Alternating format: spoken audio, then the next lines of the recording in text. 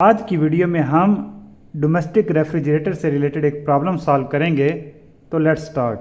यहाँ मैंने एक डोमेस्टिक रेफ्रिजरेटर शो किया है जिसको हम इनपुट पावर दे रहे हैं 2 किलोवाट।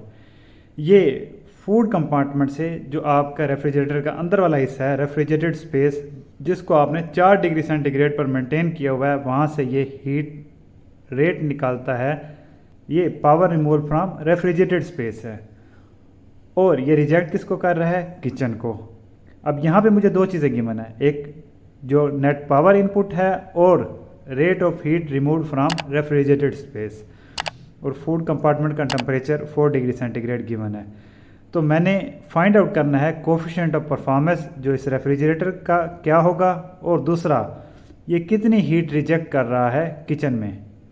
ये वाली चीज़ मैंने फाइंड आउट करनी है।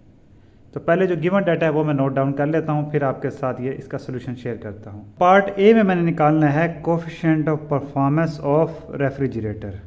कोफिशिएंट ऑफ परफॉर्मेंस का मतलब ये है कि ये रेफ्रिजरेटर कितना एफिशिएंटली अपना फंक्शन परफॉर्म कर रहा है। इसका फंक्शन क्या है? कूलिंग प्रोड्यूस करवाना इस फूड कंपार्टमेंट में।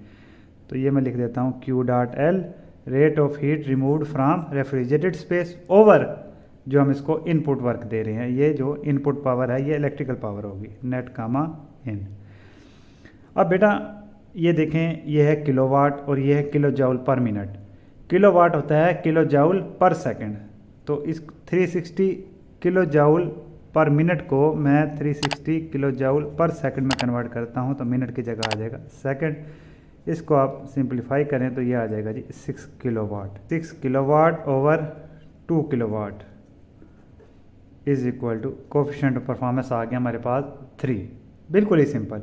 इसका मतलब ये है कि ये 3 यूनिट्स ऑफ हीट रिमूव करता है from refrigerated space when it is given a 1 unit of work input. Part A हमारा कामयाबी से सॉल्व हुआ। पार्ट बी पे मैंने निकालना है rate of heat rejected to the kitchen, ये Q.H।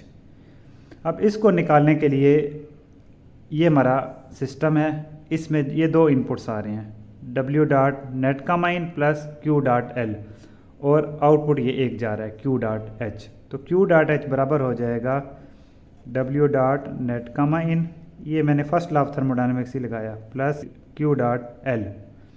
ठीक हो गया बेटा। अब Q.H मैंने निकालना है W.net इन 2 किलोवाट गिवन है मेरे पास, और Q.L 6 किलोवाट गिवन है मेरे पास।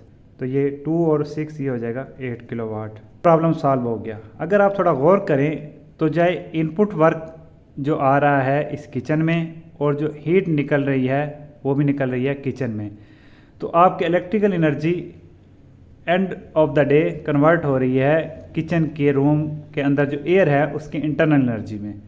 एनर्जी एक फॉर्म से दूसरी फॉर्म में कन्वर्ट हो रही है लेकिन सेम रहेगी, कंजर्व रहेगी। तो इस तरह यहाँ पर मैंने बेटा रेफ्रिजरेटर से रिलेटेड एक सिंपल सा प्रॉब्लम सॉल्व किया। आई होप आपको समझ आया होगा। किसी किस्म का कोई क्वेश्चन है तो please ask, I am available for you. Thank you, good bye.